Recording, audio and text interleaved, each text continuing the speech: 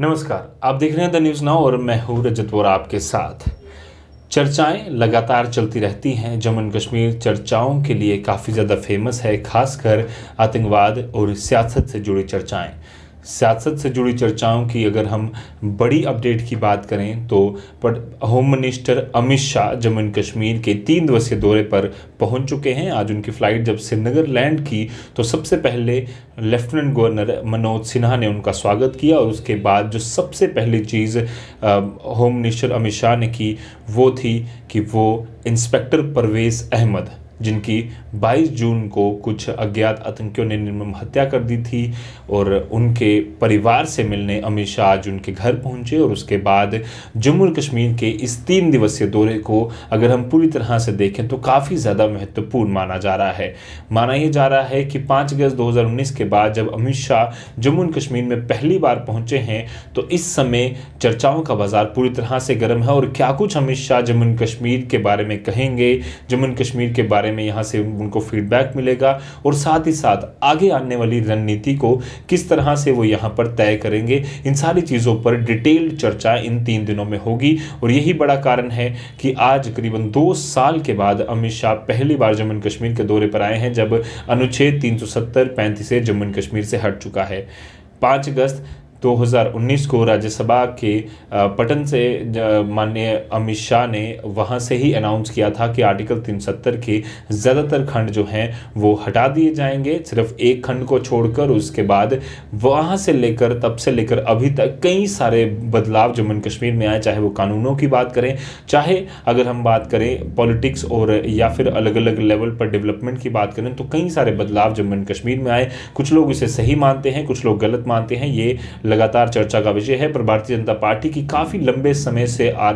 चल रही मांग और उनके मेमोरेंडम का सबसे बड़ा हिस्सा, उनकी जो हमेशा वो एक जो मेमोरेंडम देते थे और एक कहते थे कि हम चुनाव इसलिए लड़ रहे हैं कि जम्मू एंड कश्मीर में 370 हटना चाहिए और जब हमें पूरी मेजॉरिटी मिलेगी तो हटेगा, तो वो फैसला उन्होंने लिया था। और उसके बाद लगातार जो कामयाबी है उन्होंने ना सिर्फ जम्मू कश्मीर में पर देश भर में दिखाई, जिसकी वजह से हमने देखा कई सारे जगहों पर देश भर के अलग अलग हिस्सों में पॉलिटिकल कैंपेन्स के तौर पर भी एक बड़ी चर्चा जो है आर्टिकल 370 की चलती रही। आज जब जम्मू एंड कश्मीर में स्थिति उस तरह की है, पिछले कुछ दिनों की बात करें, बिंद्रू साहब की निर्मम हत्या कर दी गई, उसके बाद उसी दिन 3 हत्याएं कुल मिलाकर वहां पर हुई। कश्मीर के अलग अलग एरियाज़ में सिविलियन किलिंग्स हुई, जिसके बाद लगातार सिक्योरिटी कसी गई, बट बावजूद उसके सुपिंदर कौर जी, दीपक चंद जी और कई सारी निर्मम हत्याएं जो है कश्मीर में लगातार हो रही हैं। पिछले कुछ दिनों की अगर बात करें तो कश्मीर घाटी में खासकर श्रीनगर ज़िले की अगर हम बात करें तो माइग्रेंट लेबर्स पर कई सारे अटैक हुए, उनकी निर्मम हत्याएं कर दी गई, जिसकी वजह से माइग्रेंट्स वापस जो है देश के अलग अलग हिस्सों में अपने घरों में जाने पर मजबूर हुए। पर अब जब अमित शाह जम्मू एंड कश्मीर पहुंचे हैं तो सबसे पहली चीज़ उन्होंने जब परवेज़ अहमद जी के घर में जाकर उनके परिवार को सांत्वना दी और कहा कि उनकी वाइफ को भी नौकरी उन्होंने ऑफर की। साथ ही साथ अब जो बड़ी अपडेट इनके दौरे से निकल कर आ रही है वो ये है कि अमित शाह, लेफ्टिनेंट गवर्नर मनोज सिन्हा और जम्मू एंड कश्मीर की जो सुरक्षा एजेंसियाँ हैं, जिसमें जम्मू एंड कश्मीर पुलिस के आला अधिकारी, BSF, इंडियन आर्मी, CRPF और अलग अलग सिक्योरिटी एजेंसीज के आला अधिकारी इस समय राजभवन श्रीनगर में एक हाई लेवल की सिक्योरिटी रिव्यू मीटिंग कर रहे हैं, जिसमें चर्चा की जा रही है कि किस तरह से आतंकवाद और उग्रवाद का नामो निशान कश्मीर से खत्म कर दिया जाए, ताकि कश्मीर में जो शांति बनी हुई है, खासकर आर्टिकल 370 हटाने के बाद जो केंद्र सरकार हमेशा कहती है कि एक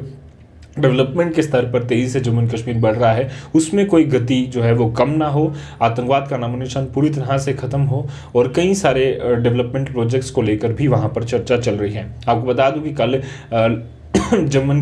माफ़ कीजिएगा, कल होम मिनिस्टर अमित शाह जम्मू में एक भव्य रैली को संबोधित भी करेंगे, जिसमें अलग अलग डेवलपमेंटल प्रोजेक्ट्स के शिलान्यास वो रखेंगे, कुछ के इनॉग्रेशन करेंगे, और साथ ही साथ जम्मू एंड कश्मीर में किस तरह से डेवलपमेंट का काम चल रहा है उस पर वो रिव्यू भी करेंगे। बट साथ ही साथ भारतीय जनता पार्टी के कई सारे कार्यकर्ताओं को वो कल इस रैली में संबोधित भी करेंगे, जिसमें उम्मीद ये कही जा रही है भारतीय जनता पार्टी के नेताओं द्वारा कि 20-30 हज़ार से भी ज़्यादा लोग जो हैं वो वहाँ पर जुड़ेंगे और अमित शाह के इस संबोधन को सुनेंगे। अब देखना ये होगा कि किस तरह की अनाउंसमेंट, किस तरह के रिव्यू और किस तरह के फ्यूचर प्लान्स लेकर अमित शाह इस 3 दिवसीय दौरे पर आए हैं। लगातार अपडेट हम आपको देते रहेंगे। आप यूं बने रहिए द न्यूज़ नाउ और द न्यूज़ नाउ एक्सप्लेन के साथ। धन्यवाद।